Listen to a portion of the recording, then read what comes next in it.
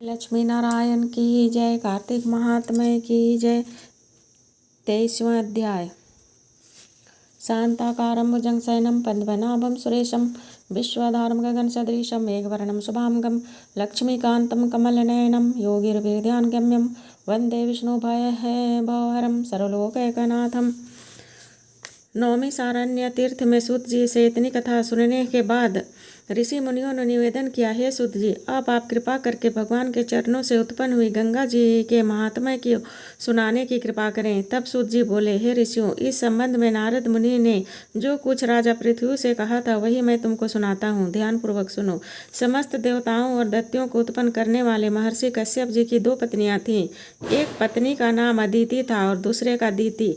दीति से उत्पन्न दैत्यों में जन्म से ही परस्पर वैमनस्य चला आ रहा था।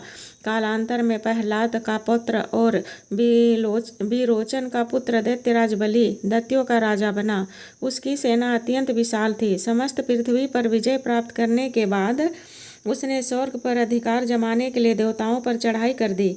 अपने राज्य को दैत्यों से घिरा हुआ देखकर इंद्र सहित सभी देवता युद्ध करने के लिए मैदान में आ डटे। अत्यंत घोर संग्राम हुआ जो अनेक वर्षों तक चलता रहा। जब देवताओं ने देखा कि दैत्यों की शक्ति में कोई कमी नहीं आई और वे निरंतर आगे बढ़ रहे हैं, तो देवता मैदान छोड़कर भाग खड़े हुए। इस प्रकार दैत्यों ने स्वर्ग पर अधिकार कर लिया और बलि स्वयं इंद्रासन पर बैठकर शासन करने लगा।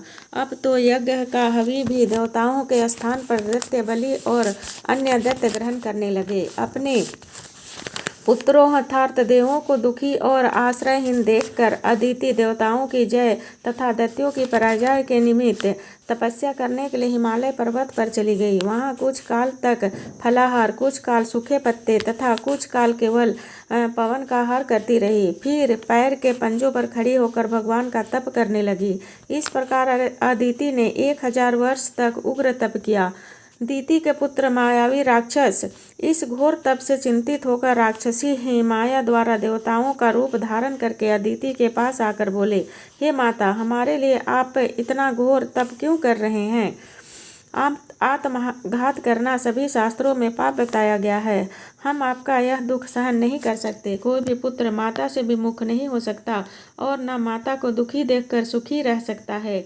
हे माता जी, शास्त्रों का कथन है कि जिसके घर में कल्याणकारिणी माता नहीं तथा प्रिय बोलने वाले पतिव्रता स्त्री नहीं, उसका जीवन निरर्थक है। अतः आप अपना तप छोड़कर हमारे साथ चलिए और हम पुत्रों को सुखी कीजिए। मायावी दैत्यों के इस प्रकार कहने पर भी अदिति समाधि से विचलित न हुई। तब उन्होंने अदिति को मार डालने का प्रयास करने लगा।